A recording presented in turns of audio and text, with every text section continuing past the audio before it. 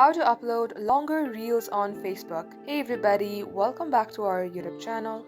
In today's video, you will learn how you can upload longer reels to your Facebook account.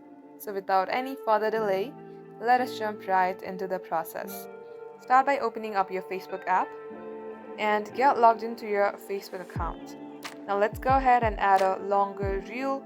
Tap on what's on your mind, then tap on photo/video. It will open up your gallery section. From here, tap on any of the video that you have in your device.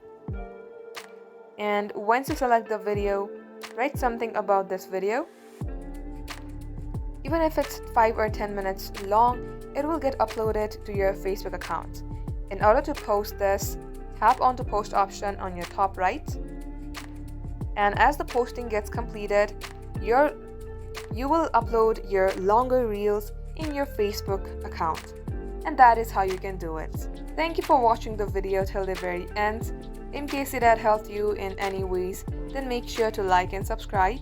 We hope to be back soon with more tutorials like this. In the meantime, stay updated.